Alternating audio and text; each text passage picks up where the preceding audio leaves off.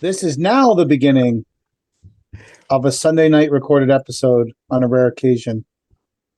It'll probably be very disappointing compared to last week's episode, which was chock full. We were attempting last episode to be the most value-oriented podcast in the hardscape space.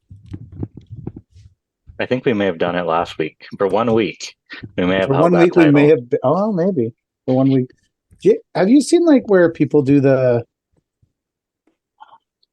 like on Instagram? They're like, I haven't introduced myself in a while, but I'm so and so, and this is me, and this is my history. Whenever I see one of those things, I'm like, I should maybe do that, you know? Like introduce myself and I think it's a good idea. Tell people what I'm all about. Yeah. And then I realize, after I think about it for a bit, I really could fucking care less if anyone from Instagram knew who I was. And then I'm like, why would I introduce myself? Why do you need to know about me? You don't like what I'm putting out there? Fuck off. Follow someone else. I would put it there if no one followed me. It doesn't matter. I posted the same shit when no one followed me. I thought with the new Paver King rebranding of the Instagram account that you're trying to be more personable. Maybe. I don't know. I got my account verified. Did you? Yeah. Wow. Rocking a blue check mark, baby. Woo. So do you have to pay monthly for that? It's $19. Yeah. I feel like it's worth it though, because I liked having that account, and the name of the company is literally named after the account. And if we lost the account, it'd kind of be shitty because we have so much fucking branding that's like all says at Paver King, at _Paver King. I did post a thing the other week with all the different Paver King accounts that exist now. That was super fun. Not one of the people I tagged in that messaged me. I was like, hey bro, I was the first Paver King, not you.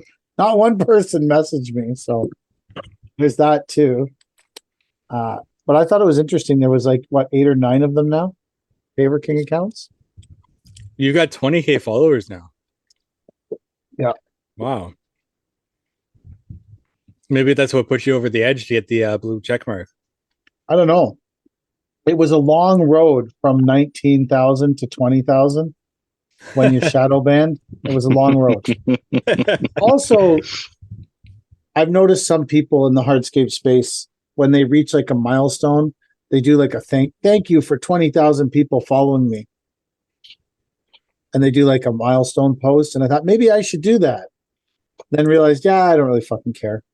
So I didn't do it. Well, when you hit 1 million, you're giving away the triaxle. I've thought about actually. So I've thought about actually promoting that as a thing. Giving away the. If I we think hit that's a a bad million, idea. yeah, I think the chances of me getting to 1 million followers are like 0.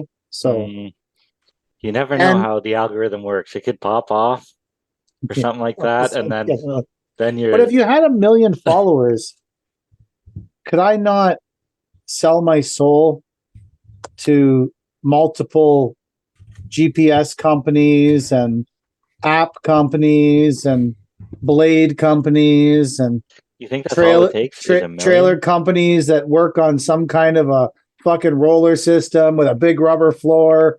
Because those, like, how many followers I got to get one of those motherfuckers? Everyone's got one of those things. Chinese mini skid steer company. Chinese mini skids. I mean, I feel like I could sell my soul if I had 1 million followers. That I could probably recoup the cost of the triaxle.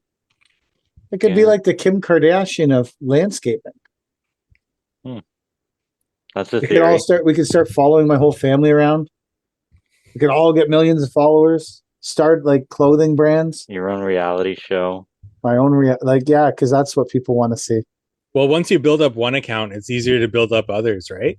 So, I mean, just build up the Paver King account to 1 million, and then just get all your family on board.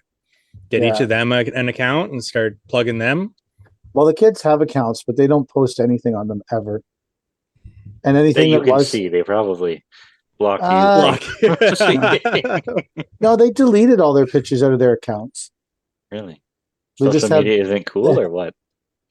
Like, I don't know. I guess if you're a kid though, your history might not be cool. I think Like if kids I was have in high dummy school, accounts if I that their maybe I parents don't follow, and then they have other accounts. I feel I, like that's I the don't thing. think so. Paisley has a Snapchat that I don't know anything because I have a Snapchat account. I don't know how to fucking use it. Never I don't understood use it. that. No. Oh, I tried to use it a bunch of times and it just was like super frustrating and I didn't understand what the fuck was going on, so I just bailed on it. Yeah. The kids her age talk on Chap's Snapchat a lot. Mm-hmm. And there's some other thing called Discord. Oh It's yeah. a chatting app too. Yeah. That but maybe they have dummy accounts. I don't want to be naive parent, but I don't think either of them cares enough to hide anything. Like I don't think maybe they have them. I don't I know. remember once in high school, I was drunk off my ass, and I came home holding a Mickey of Smirnoff vodka. I'm like, I better not bring this in the house. So before I started walking up the stairs, I took the bottle and hid it underneath the steps of the deck. Nice. And then I walked up the steps, and my dad was sitting on the deck the whole time. That's awesome. That's sick. So, did you have a good night? I said, yeah, I'm going to bed. And I went back the next morning, and the alcohol wasn't there. So He took it. he took it. Yeah. But I was probably 16 at the time, so can't blame him. So the two teenagers that we have don't do stuff like that. So they're smarter than I was. Well, maybe. I don't, yeah. It doesn't take much, but They don't, well, I did stuff like I remember one time we were driving around and for some reason we thought it was a great idea to steal shit tons of pylons off like some roadworks job. And we had my dad's minivan and we had the sliding door open and we were leaning out and stealing pylons off the road as we went by. And then we got back to my house and we were like, the fuck are we gonna do with all these pylons? This was poor planning. And in retrospect, I should have kept them because pylons are fucking expensive. yeah. So I had a car in my parents' garage at the time. This was like in high school. It was a 1978 Pontiac Le Mans. Hey, we had a Le Mans, yeah. It was a nice car, two-door, gray, burgundy interior. It was a sharp ride. But anyways, it was in the garage because it wasn't a functioning ride. It looked good though. And so I thought, oh, you know what we'll do? We'll put the pylons in the trunk of the Le Mans. And that way they're gone. And we don't need to worry about them anymore. So we proceeded to fill the trunk of the Le Mans with pylons. And then the next day my dad came out and opened the garage and looked around and noticed that the Le Mans was sitting 2 inches lower than normal and thought, what's in the trunk? I was like, open it up. When I got home, he's like, why are these fucking pylons here? And I'm like, we took them off the road. He's like, can you take them back now? Because I don't want them in our house. I'm like, okay. So I'm like, that's the kind of scrutiny I lived under. My dad noticed that the car was sitting 2 inches lower. But he was a bus driver, right? He was a bus driver. So he was a professional driver. So noticing things like that isn't out of the realm never really of thought about it that a way. driver. I just thought he was when your dump truck tires are low, right? I can tell if something happens to the truck. Absolutely. Absolutely. Same thing for him. But my kids don't seem to I don't know if it's a COVID thing because they were both in grade 8 during COVID, but they don't seem to go to parties and do the stuff that I did when I was their age, which I'm thankful for, to be honest. They both have great grades. They're both good kids. They're very into their extracurricular activities. I wasn't, so I think that's great. I think neither of them will be landscapers, which is tremendous. Because the last thing I want for my kids is to be a fucking landscaper. So I told Paisley from the get-go, you don't ever pick up a fucking shovel ever in your life. Don't ever shovel anything. Fuck that shit. Find something else to do with your life. I'm going the opposite route. I want my daughter to run a shovel. Like I want her to. Oh, Paisley's running an excavator. I don't want her to run a shovel. Wow. Okay. Yeah, like a mechanical shovel, an excavator. Yeah, that's like I would just love it if my daughter got an excavator and that's all you have to do all day. You get in the morning, you get out at night, someone fuels your machine, work for one Yeah. of these big companies, whatever an operator makes, I don't know, but it's probably the best job on the whole site. I agree. It's good. Or being a dozer person. Oof. I Dozer didn't people. have fun in the dozer, but I like excavators. yeah, that's my machine of choice. I don't know. I just think that waking up super crazy early and being dirty all day, and I just think it's a really. I Well, have a friend who we decided that being a landscape contractor is the hardest way to make a living in the world, and I don't wish it on anybody. If you want to do it because you think that's what you want to do, then I'll support you. But I don't wish it on anyone ever. I love it Same. most days. Most days I love it, but I Hey, you wouldn't guys love it as left. much if I Oh, what?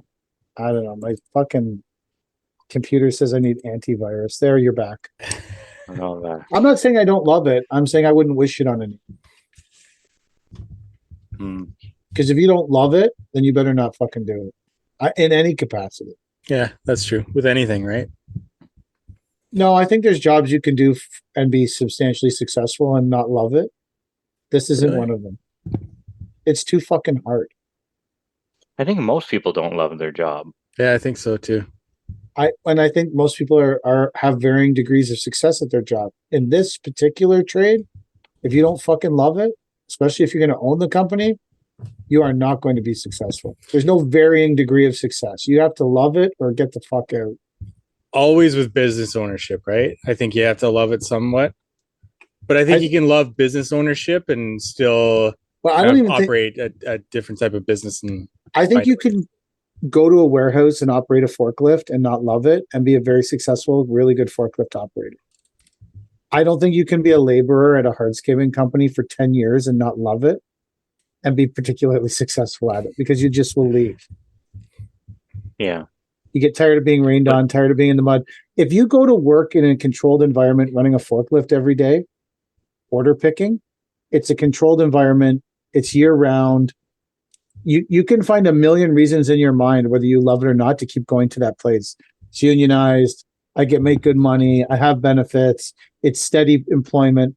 But when you're like outside and it poured rain all morning and now it's crazily humid and you're stomping around in the mud and it's fucking July, you got to love that shit, or you're gonna find a million reasons to not do it. But then why are there so many like old paving guys?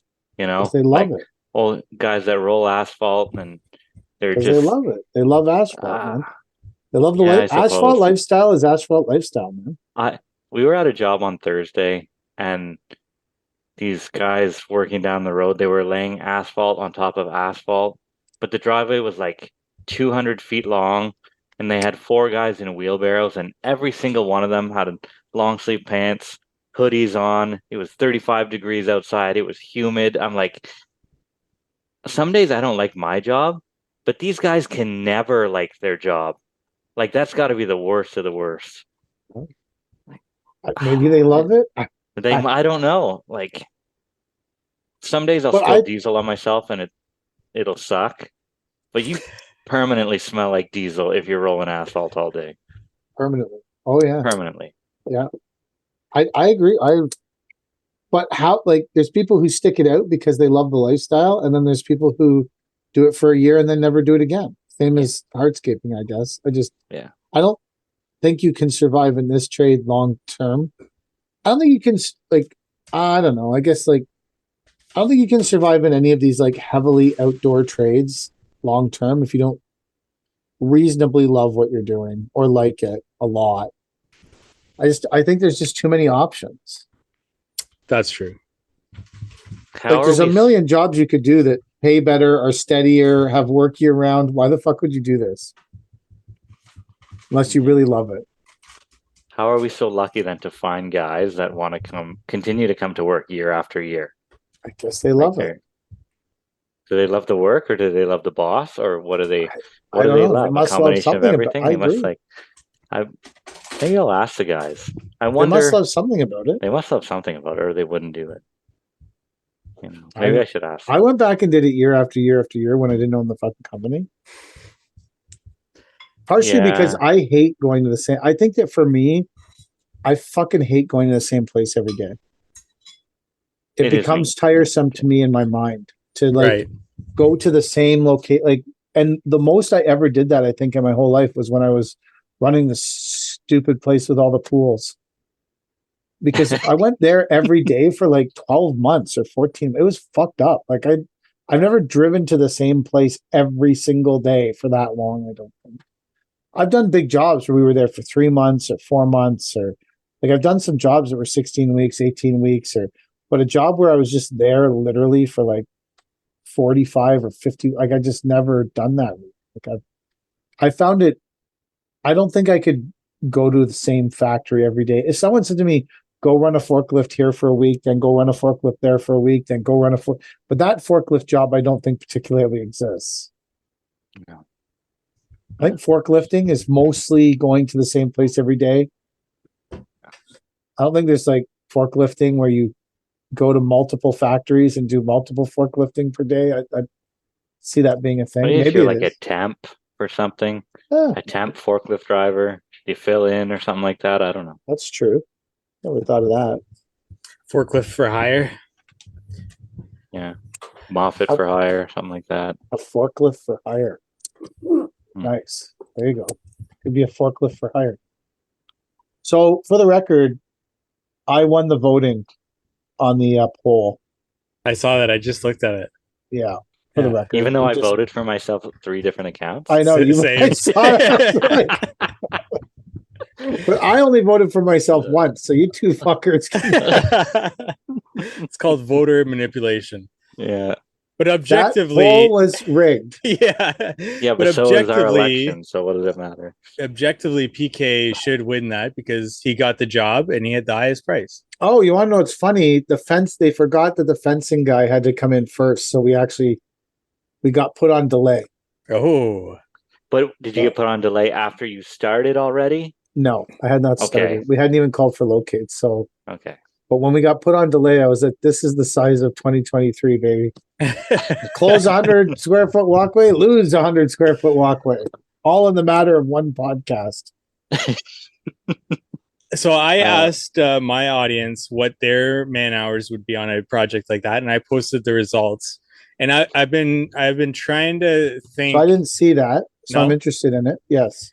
All right, so I'll read out some of the results, but I've been trying to think, and maybe I'll ask you guys with this question, and then I'll read out the results and see if you guys have time to think about it. But I've been trying to think, like, what do I do differently, maybe from others, that would allow me to get a job like that done by myself in about 10 hours. And the only thing I could think of that I do differently is, instead of getting aggregate dumped in that scenario for a front walkway, sometimes side walkways, and if I have access directly into the backyard, I get bagged aggregate delivered, and then I just have them come up to it and I untie it and it just dumps. So I'm not dealing with like a machine to have to, unload it from the driveway, put it in, and do trips back and forth. So that's something that saves me quite a bit of time, especially in a front walkway situation. So my question to you guys is, do you guys have any hacks like that, or things like micro efficiencies in your business that maybe you think that you do differently than others that helps you? And part of the reason why I asked that is because I also never had like the opportunity to work for a landscape contractor, right? I always worked for a supplier. I did side projects, and then I started my own business. So I don't even know how a lot of guys operate in terms of on-site efficiencies. So do you guys have anything like that? And while you're maybe thinking about it, here are the results. I'll just read them out. Two man hours, which I don't think is possible. 16, 17, 18, 20, 16, 10, less than a day, 15, 37, 16, 60 to 90. No. 10, 8, 10, 32, 3, 1, 10, 30, 30, 20. So I would say the average is somewhere around like 17. Yeah. It's a far cry from my 40. Maybe no one should be taking any efficiency lessons from me. I was gonna say we don't do anything efficiently at my company. Like if No. we're doing a job, the only thing I God. can say that we do is I think that's a lie because you guys have tilt rotators Right. and they're yeah, the most okay. efficient thing on the planet. No, okay, you're right about that. But Okay. in any one of our jobs, I think the best plan of action I can come up with is to throw absolutely everything we have at it. So if we have a dump truck, it's going there. If we have a little excavator, it's going there. If we have whatever it is, the mini is going there. Like whatever we need, I feel like at this point in the game, we own it. And if it has to go there, it can go there, right? Like we're not saying, oh, we better rent that for this job because at this point, for the most part, we already have everything. And if it needs to go there, it can go there today. Right. When I ran Lake Ridge, my famous saying was bring it all. Yeah. Bring it all of it. People would be like, well, what should we bring? What should we bring? I said, fucking bring it all.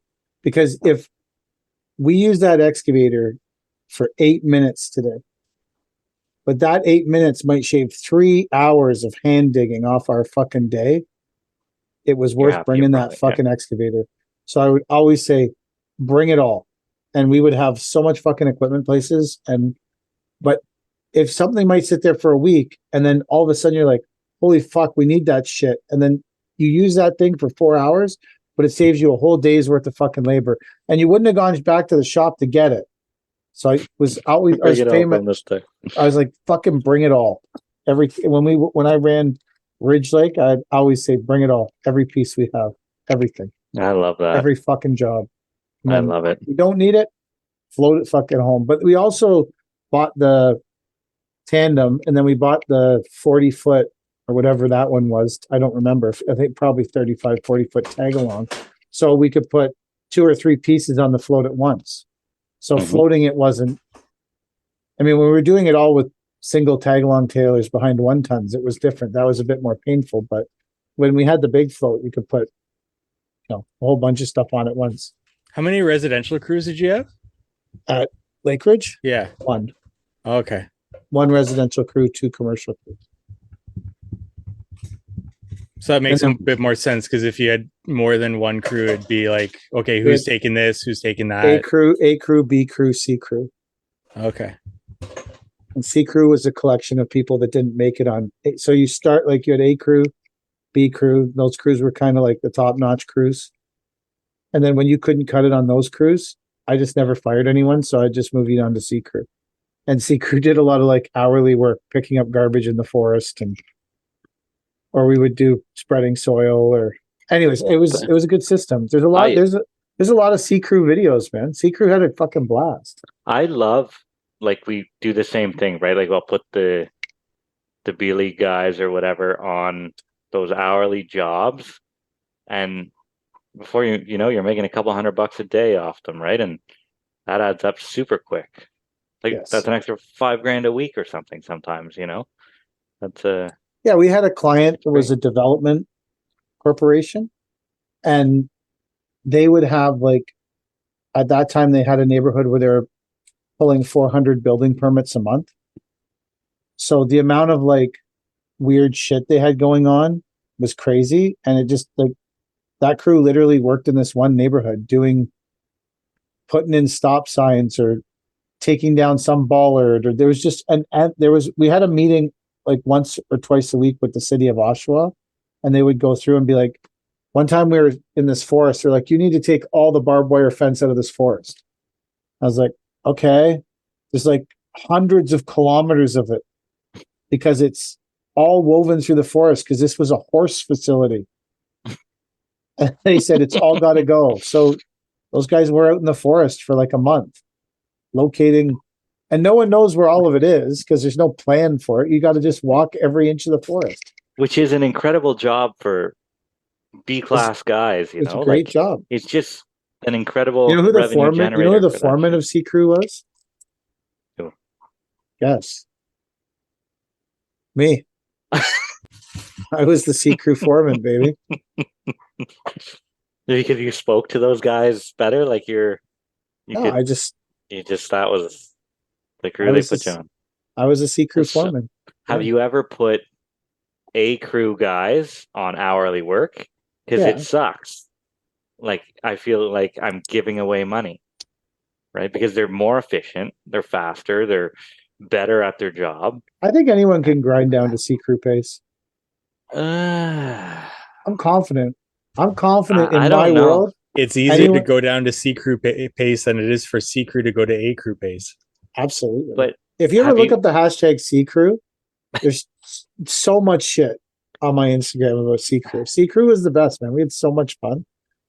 It was a whole Oh, thing for like it was a thing for like a year. C crew. Every post was about C crew and A crew and B crew. It was just, and then we used to send out a group text, and so I would send out a group text every night, and it would tell everyone where they were going in the company, and it would say A crew, B crew, C crew, and because sometimes a C crew would move to a B, and a B would move to an A, and an A would move to a B, just depending on where we needed the manpower, who needed it.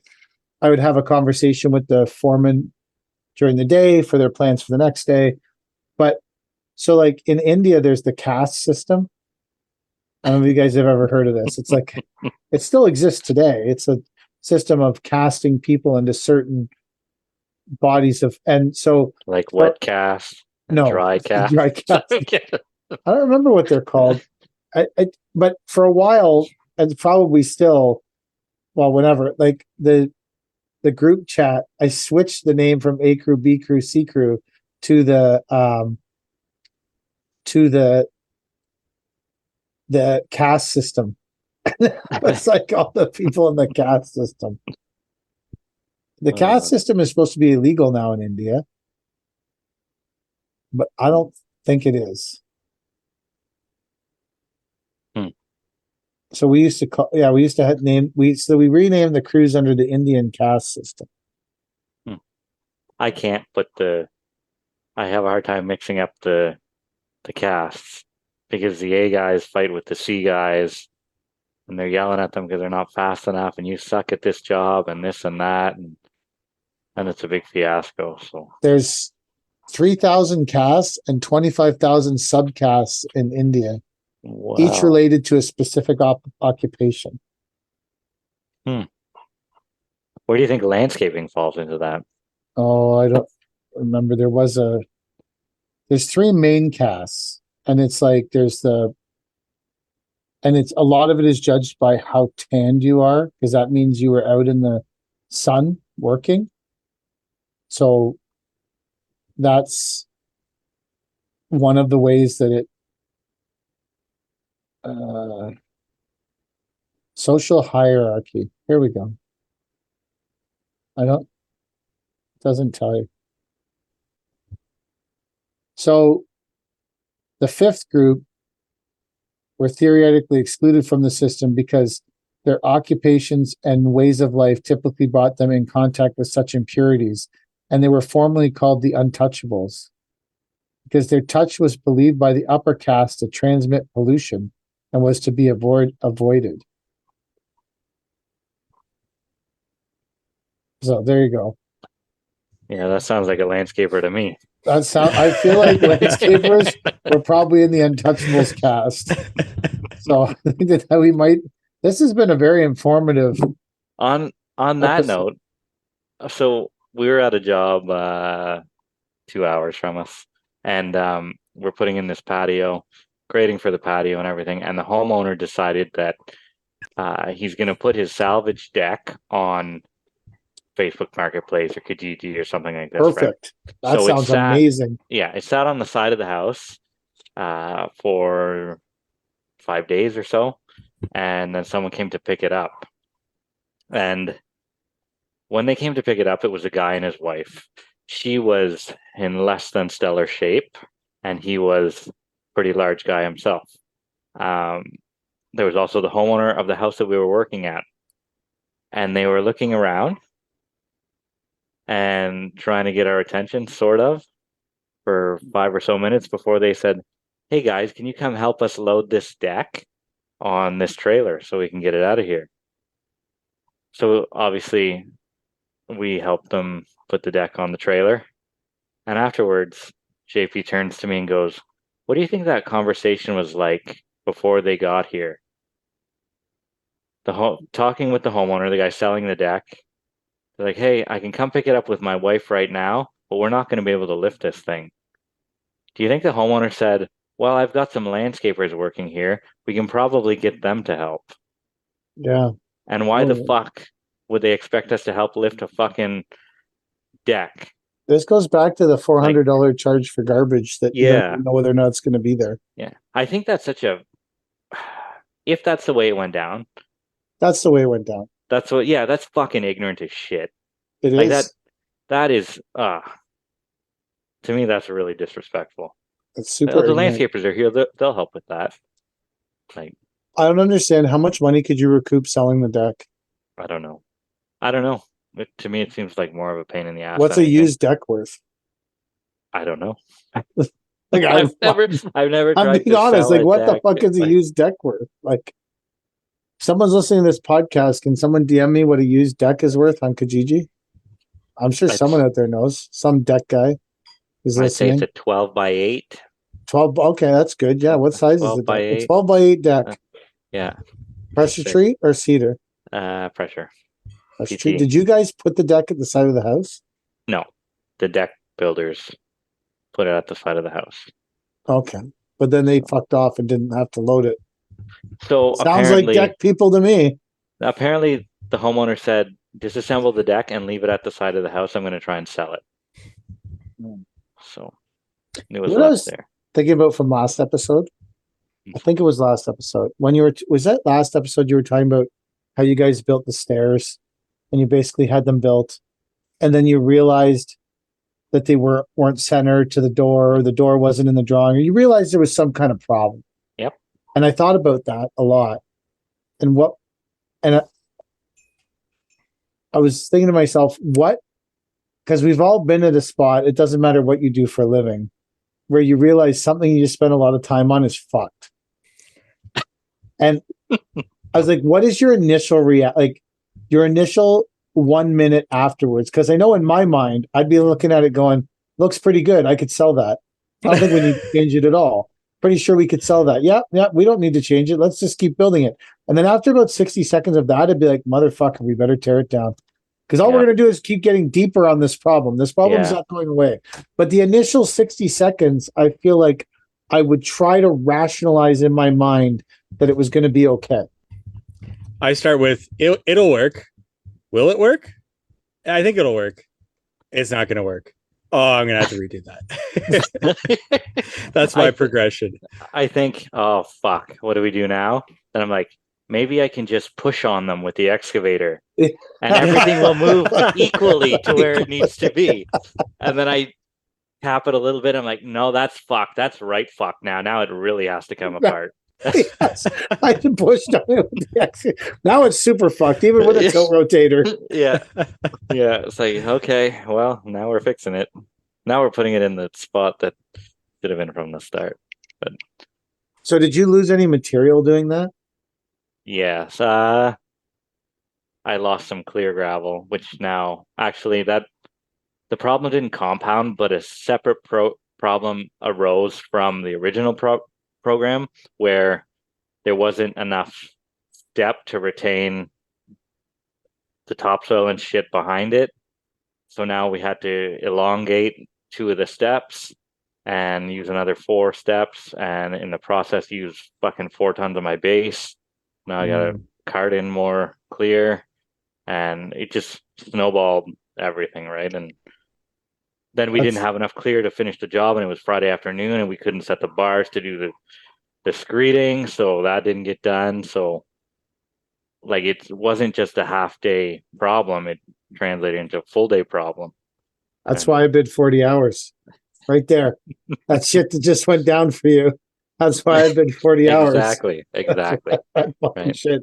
That's what happens. I mean, that little job, but I think that's what happens on 90% of jobs is you just lose a half day somewhere on something that is just changes. It just changes, and it is what it is. It's like we figured we'd go into the day, we're gonna build this fire pit up, we'll build these pillars, and which I never want to build another fucking pillar in my life, by the way.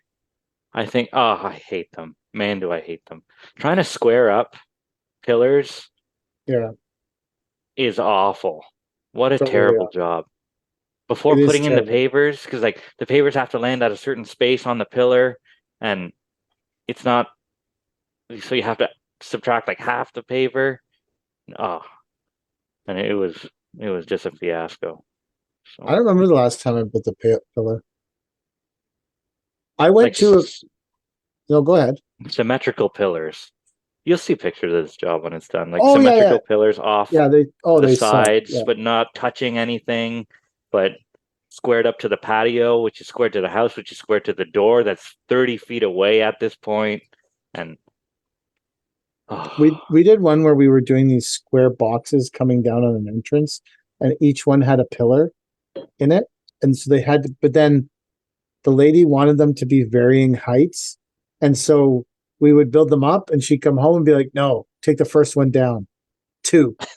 And then she'd come home the next day and go, "Put the first one up one and the back one down two." And it just took, it was like a whole process of not gluing these fucking pillars. Actually, they weren't even glued pillars. They were those pillars with the cages? cage pillars from Oh no, you didn't Pond cut the Perm. bars off, did you? Also, no, we would build them up and then she would look at them and then she'd build, and it took like a week. I just remember it being like this brutal extravaganza of shit. So Were you shoveling clear out of some of them and putting No, it because in we were others? just, you know, those ones you can just snap it up Yeah, and then yeah. so we would just build it up and she would Uh-oh. be like, "It's too I high. lost you guys. Take it down. It's too low." Right? Like, so we didn't actually fill them until it was totally approved. So at what point do you start to charge that for like change orders for that, where it takes so long for them to decide on different heights? Me? Yeah. Never. Never? I just, whatever. I probably would just, that's why I have 40 hours. Because I'd be like, I have all these extra hours to, I guess if it got excessive, I would say something, but most of the time I put in extra hours in the job. So when someone says stuff like that to me, I don't have to bang on their door. I tell people all the time when we go to do quotes, I'm like, I have extra hours in your job because you're going to ask me to change shit. Yeah. It's going to happen. I know it. You know it. We all know it. So the hours are there. So I don't have to bang on your door for $50 every time I fucking change something. But I guess at some point we didn't get to that point on that job, but at some point we would definitely have to. I was at a quote today with me and Nancy Green, and they're doing like some kind of home renovation in Toronto, and there's a new bylaw to have a sub pump, and the sub pump is pumping water all over the front lawn where they want this garden and some permeable pavers. And the homeowner said to me, "Well, it comes out of the wall and then it's above ground going across the wall and then it pumps out." And he's like, "Yeah, we're worried it's going to freeze in the winter." I said, "Well, that seems reasonable. You know, it's a pipe full of water at the side of the house above grade. I think it will freeze too." He's like, "Oh, well, what's the solution?" I said, "I don't know." I said, "Well, I guess I would bury this in the ground and then have it go to a pit and then go into and disperse from the pit." But the problem with a sub pump is like the front lawns in Toronto are so small, you're dumping the water back. It has to stay on the property. But all I'm doing, no matter where I put this pit, is dumping the water back into the foundation of the house to get pumped in this constant cycle of fucking. At least it's constantly circulating. Yeah, it's like, yeah, it's not going to freeze, I guess. So I said, "I guess we need to bury this pipe." And he said to me, "Well, will it freeze then?" I said, "I don't know. I'm not a sub pump person. I'm just telling you that this could be a possible solution." He's like, "Well, what if we wrap it in? Should we wrap it in insulation?" I said, "I don't know. Seems reasonable to me. Go for it." I don't know. Again, I don't know what this is. Like, I'm just telling you, if you go to the farthest corner you can and put a weeping bed of 3/4 clear, that the water will go there. Now, more than likely, it's going to go into the ground and go back to your basement because that is the biggest open area where water seems to be gathering, and your sub pump's just going to be cycling the same water. But since you don't want to, I said, "Can we pump it out back? Like, why don't you turn that thing around and take it to the backyard?" "No, I want it out front." Okay. "You think we should put foam over the pipe?" "Sure. Let's put some foam over it." "Fuck yeah." I don't know. It seems pretty reasonable. Like, I would normally, I've been scrolling since you mentioned the Sea Crew hashtag, so I finally got to something here. Some Sea Crew antics showing Yeah, up that's there. Sea Crew right there. Yeah, yeah. That's classic. There's a lot of Sea Crew. There was at one time a lot of Sea Crew index. Oh man. Well, they're still Mike? on my Instagram somewhere.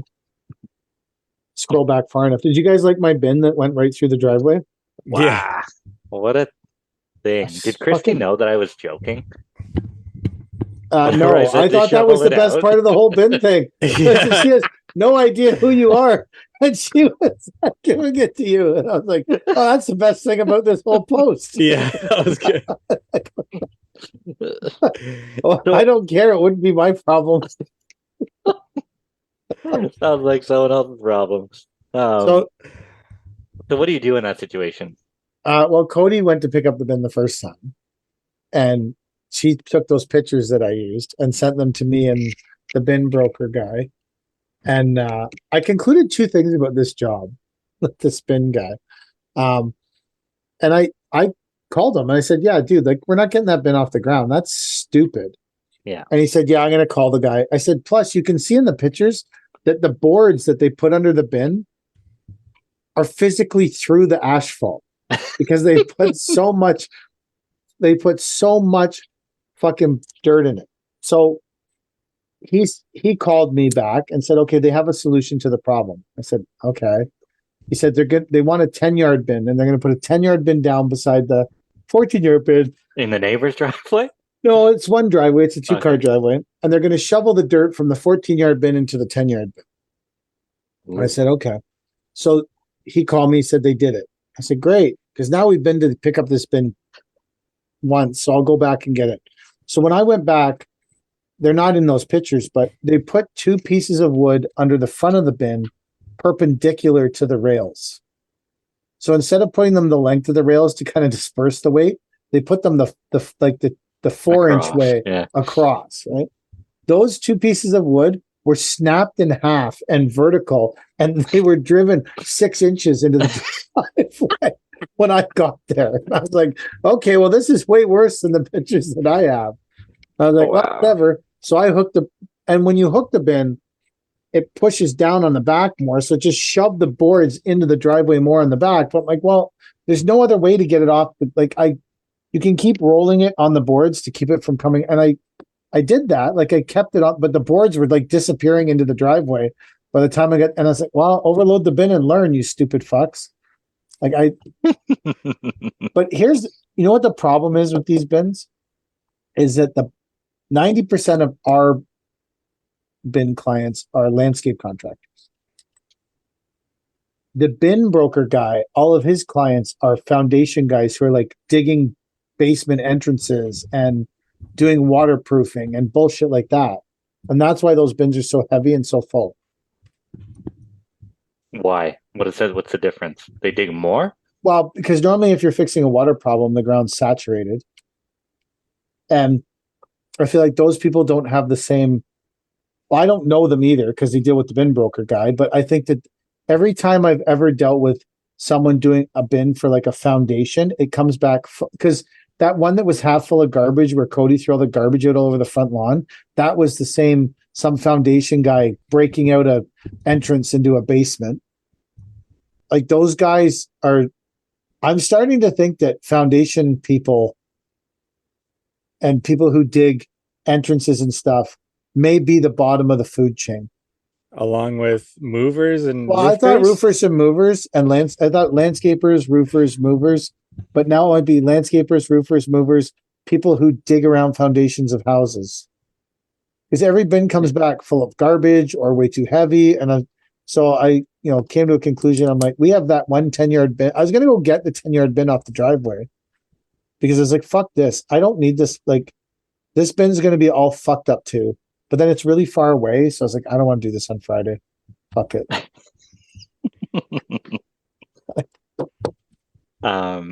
So I was talking to, do you guys know Picture Lake Landscape? I know who it is. I talk to him every once in a while. And like I was asking for topics and stuff for tonight, right? And he brought up how, and I think we talked about this before, how we're like the janitors of all the Mm. trades. And I went Yes. on to say, I think we are probably the cleanest of all the trades. Not only by the fact that we have to clean up after everybody, but that almost all our trucks have like garbage bags and shit in them. We're always picking up after absolutely everybody. We have to be the cleanest trade that there is, just by expectation, right? Because if And anything looks out of place by the time we're gone, it's the landscaper's fault, yes, right? So I think we do the most cleanup for sure. yeah, yeah. Like I feel like Inherently we have to, right? Because our job is to make. We're the last trade out all the time, Yeah. right? yeah, And you're if not. anybody Yeah, else goes in after the fact, they're using the paved walkways or the fucking interlock walkways or the concrete walkways, and they're going into the house or whatever. And it's I did a well, job once. but I want. Oh, sorry. Go ahead, Chen. I did a job once where we had to add to one of our existing landscapes, and the masons were coming in to put a window in. And she's like, "Oh, great! So you can do your thing, then the masons will come in." And I said, "No, you probably want me here after the masons because those guys make a fucking mess with wet, slurry brick and everything like that. And like, you're gonna need me to clean up after the fact." She's like, "Oh, really?" I said, "Yeah, they're awful. So, they are absolutely awful." They're similar to foundation guts. Same They, sort of idea. same. So, I wonder how many man hours for. So when you watch if you watch someone dig a pool, no one sweeps the fucking road. They don't give a Never. shit. They just leave.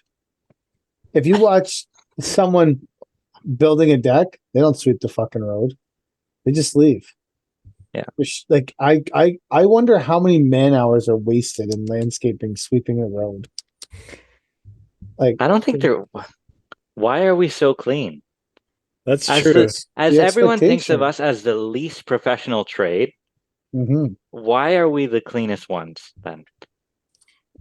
It's a paradox. It's the paradox of landscape. I It's a had a paradox of neighbor. being. I had a neighbor ask me to look at their driveway apron because the pool guys had ruined some of the pavers in the apron, so they um, removed the pavers that they destroyed and put in new pavers. They're the same pavers but completely different color. And the pool contractor told them, "Oh, it'll fade to the same color." But it was like the difference between black and brown. And they Yeah. put in black, and they're like, "Yeah, it'll fade to the same color." They do the same color.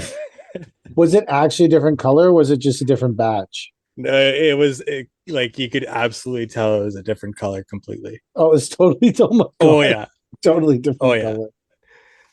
So Yeah. like we've been on pool surround jobs where the excavation guy will dig the pool and then they'll exit through the driveway and the driveway will be absolutely fucked. Fucked Yeah. to shit, like up and down, cracks halfway through the driveway, No plywood. no plywood, no anything. And then when it's time for the landscaper to come in, the client's like, you'll mention it to the client and be like, "Yeah, your driveway's in pretty bad shape." And the client will go, "Yeah, well, the excavation guy figured they'd split with you on it because you were going to drive over it too." That's What? never happened to me, but that's What? awesome. Are No, you kidding that me? is super awesome. I will drive I down the wish side of your fucking lawn just so I don't have to repair this I driveway. wish someone had said that to me just so I could have reacted to it. What would you say in that situation? I'm not splitting that with them. Exactly. It has nothing to do with me. Like, Like, what are you fucking yeah. talking? See that 500 sheets of plywood I have? Like, if we So, fuck yeah. it up, we're willing to fix Yeah. it. But yeah, Yeah. I would. Goes back to the rule of don't fix things that you don't know how to repair. Or don't break things you don't know how to fix. You don't know how to fix. Right. Absolutely. Yeah. Run over the sod. Yeah. Gives a shit. I know how to fix that. I don't know how to fix the asphalt. Absolutely. We just did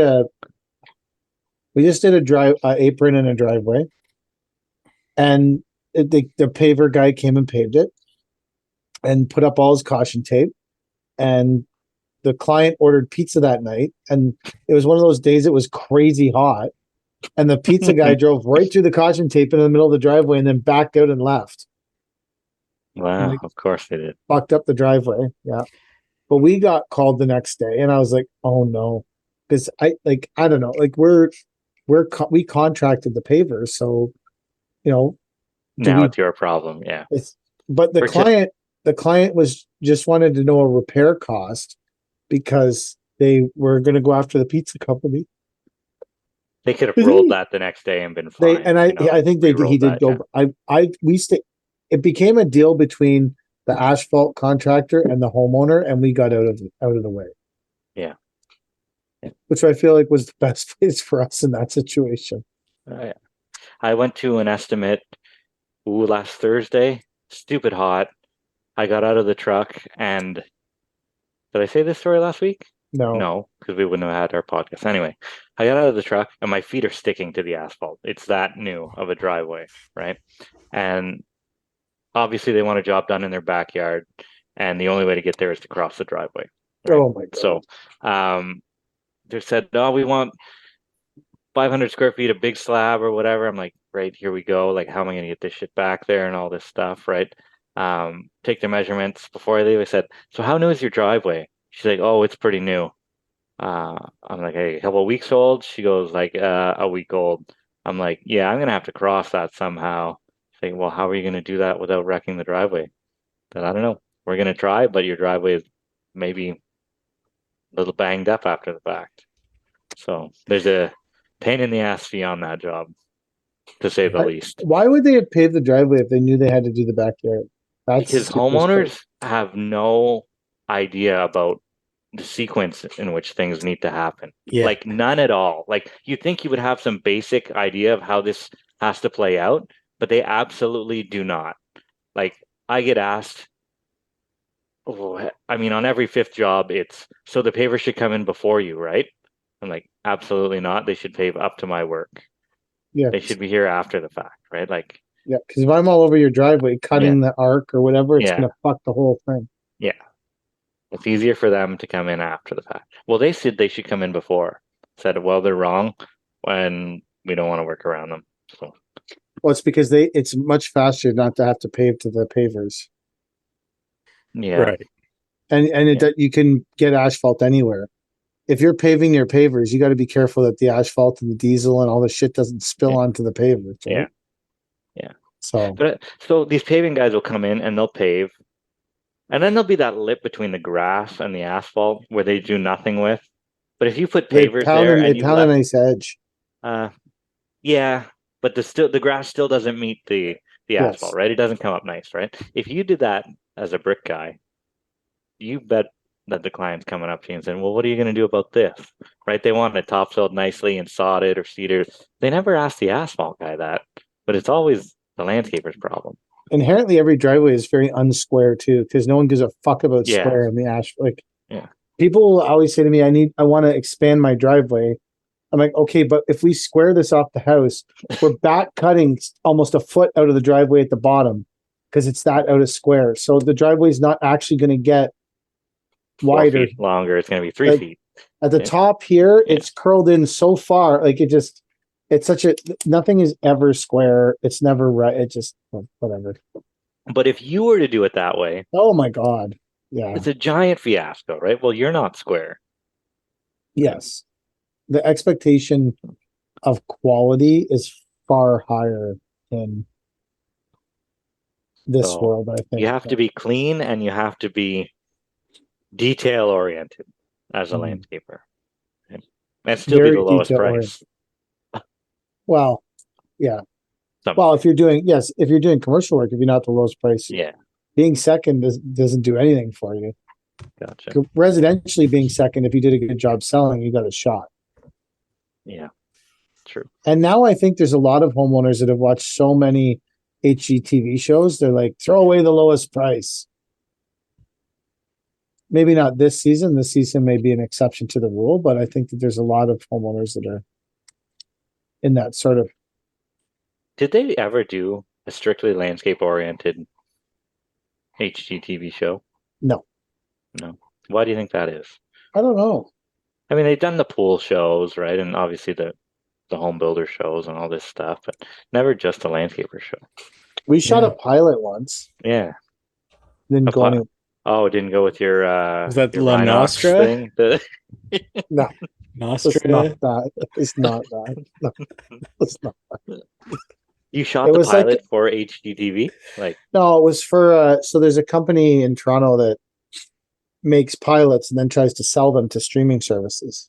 Oh, And so they found us on Instagram and we went back and forth a whole bunch of times. And I went and met them, and then they came to the yard and shot a bunch of shots to put together a pilot of us. You know, it was basically driving around with me in a truck, going to job sites. really? Yeah. I would have watched that show. Yeah, maybe you and like 100 other hardscapers, but I don't know if Yeah. it has mass appeal. but I don't know. It depends how real you make things, right? Like if you, yeah. the more real you make things, the more people will. Like if I'm in my Veloster because I had my truck back for 2 days and then lost it again. My goal as the business owner is to get my own vehicle. That's what I've decided. My goal is for my business to get to the point where I actually have a vehicle that's mine. That's my goal as a business.